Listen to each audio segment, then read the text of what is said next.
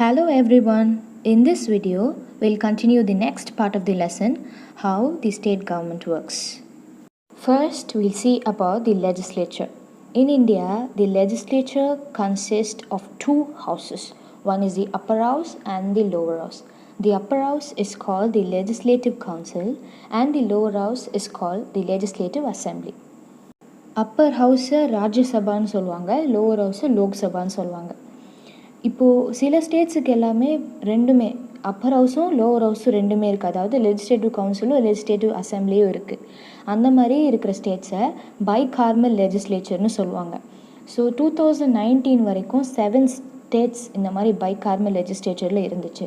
2019க்கு அப்புறம் ஜம்மு காஷ்மீர்லேருந்து லெஜிஸ்லேட்டிவ் கவுன்சிலை எடுத்துட்டாங்க. அங்கே வெறும் லெஜிஸ்லேட்டிவ் அசம்பிளி மட்டும்தான் இருக்குது. ஸோ இப்போது ப்ரெசண்ட்டாக there are only 6 states with bicameral legislature.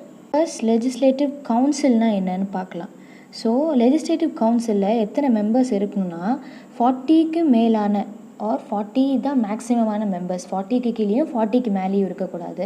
And they should be 1/3 of the legislative assembly. நம்மளுடைய லெஜிஸ்லேட்டிவ் அசம்பிளியில் 234 கான்ஸ்டிடியூவன்சிஸ் இருக்குது. ஸோ 234 மெம்பர்ஸ் இருப்பாங்க. அப்போது லெஜிஸ்லேட்டிவ் அசம்பிளியில் 1/3 ஆஃப் தி 234 மெம்பர்ஸ் தான் இருக்கணும்.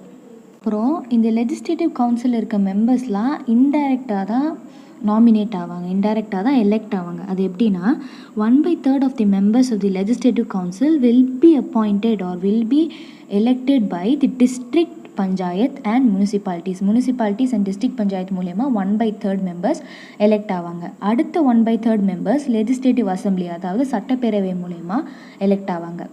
அடுத்த 1/12 is elected by the graduates of the constituency. And so அந்த அடுத்த 1/12 மெம்பர்ஸ் வந்து அந்த கான்ஸ்டிடியூவன்சி அந்த தொகுதியில் இருக்கிற கிராஜுவேட் பீப்புள் அவங்க எலெக்ட் பண்ணுவாங்க. And another 1/12 is elected by the secondary school teachers, colleges, universities. அடுத்த 1/12 வந்து செகண்டரி ஸ்கூல் டீச்சர்ஸ், யூனிவர்சிட்டிஸ்லேருந்து எலெக்ட் பண்ணுவாங்க. இந்த லாஸ்ட் 1/6 மெம்பர்ஸை வந்து ஒரு ஸ்டேட்டோட கவர்னர் எலெக்ட் பண்ணுவார். ஸோ ஒரு லெஜிஸ்லேட்டிவ் கவுன்சில் மெம்பர்ஸை இத்தனை பேர் எலெக்ட் பண்ணுவாங்க.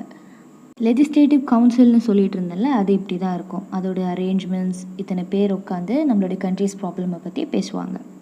The legislative council, 1/3 of its members retire every 2 years and elections are held to fill the vacant seats. அது மட்டும் இல்லாமல் அந்த எலெக்ட் ஆன அந்த லெஜிஸ்லேட்டிவ் கவுன்சில் மெம்பர்ஸோட டியூரேஷன் எவ்வளோ நாள் இருக்கும்? 6 years இருக்கும். அந்த லெஜிஸ்லேட்டிவ் கவுன்சிலோட மெம்பர்ஸோட குவாலிட்டிஸ் அண்ட் குவாலிஃபிகேஷன்ஸ் எப்படி இருக்கணும்னா, அவர் வந்து சிட்டிசன் ஆஃப் இந்தியாவாக இருக்கணும் and he must have completed 30 years and he should not be the member of legislative assembly. அதாவது சட்டப்பேரவை எம்எல்ஏவாக இருக்கக்கூடாது அண்ட் ஆர் எம்பியாகவும் இருக்கக்கூடாது. எம்எல்ஏவாகவும் இருக்கக்கூடாது, எம்பியாகவும் இருக்கக்கூடாது. அவர் head of the legislative council is the chairman. So chairman இல்லைன்னா டெபுட்டி சேர்மன் வந்து இந்த மீட்டிங்ஸ் எல்லாமே எடுத்து நடத்தலாம்.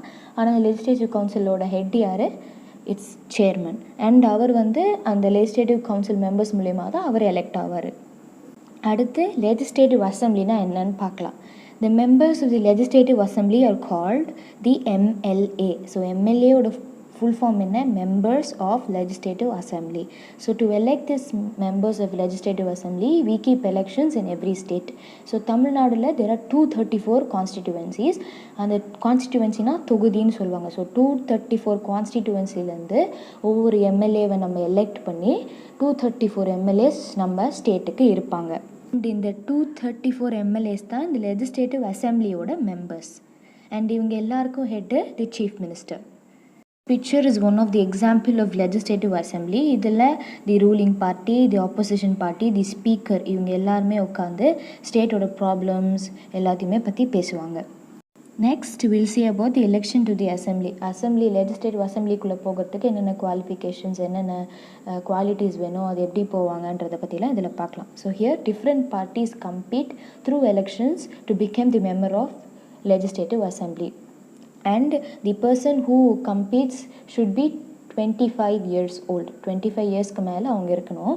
அண்ட் 234 கான்ஸ்டிடியூவன்சிஸ்லும் ஒரு பார்ட்டி அவங்களுடைய கேண்டிடேட்ஸை நிற்க வைப்பாங்க. அண்ட் அந்த 234 கான்ஸ்டிடியூவன்சியில் யார் ஜெயிக்கிறாங்களோ அவங்க தான் எம்எல்ஏன்னு சொல்லுவாங்க.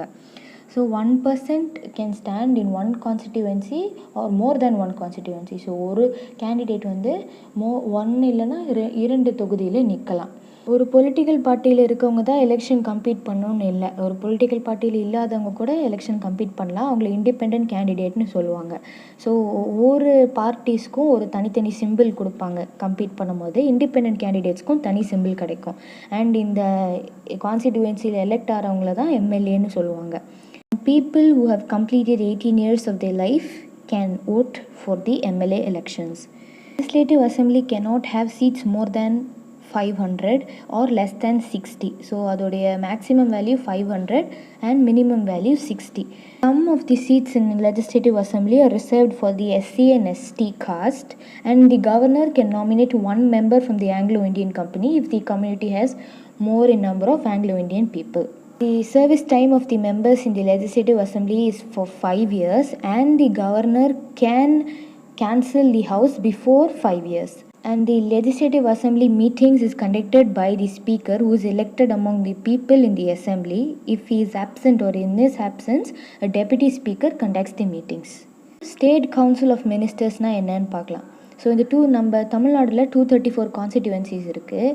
அந்த 234 கான்ஸ்டிடியூவன்சிஸில் எலெக்ட் ஆகிறவங்க எம்எல்ஏ, அதுலேருந்து ஒருத்தவங்கள தான் சீஃப் மினிஸ்டர்னு நாமினேட் பண்ணுவாங்க. அண்ட் அவர் ஒரு எம்எல்ஏவாக எலெக்ட் ஆகிருக்கணும். அப்படி எலெக்ட் ஆகலைன்னா 6 monthsக்குள்ளே அவர் எலெக்ட் ஆகிடணும். அண்ட் தி மெஜாரிட்டி பார்ட்டி எப்படி கணக்கெடுப்பாங்கன்னா, அந்த பார்ட்டி 118 கான்ஸ்டிடியூவன்சியில் வின் பண்ணியிருக்கணும். அதுக்கப்புறம் சீஃப் மினிஸ்டர் இந்த எலெக்ட் ஆன எல்லா மினிஸ்டர்ஸ்க்கும் தனித்தனி டிபார்ட்மெண்ட்ஸ் கொடுப்பார். வாட்டர், டேக்ஸு, அந்த மாதிரி தனித்தனி டிபார்ட்மெண்ட்ஸுக்கு ஹெட்டாக போடுவார். இப்படி தான் ஒரு சீஃப் மினிஸ்டர் கீழே மினிஸ்டர்ஸ் எல்லாரும் சேர்ந்து ஒரு கவர்மெண்ட் ஃபார்ம் பண்ணுறாங்க. Next, we'll see about the working of the state government. After being elected in the Legislative Assembly meetings occur 2 or 3 times in a year. அதுக்கப்புறம் the legislative assembly makes laws which is useful for the state. அவங்க ஸ்டேட்டுக்கு தேவையான laws எல்லாமே உருவாக்குவாங்க. And if there are any state emergencies in the state, the legislative assembly uses its power and take actions. And this assembly also has control over the ministers. Ministers என்ன பண்ணாலும் அவங்க legislative அசம்பிளிக்கு account கொடுத்தே ஆகணும். அவங்க என்ன செஞ்சாலும் அவங்க report கொடுத்தே ஆகணும்.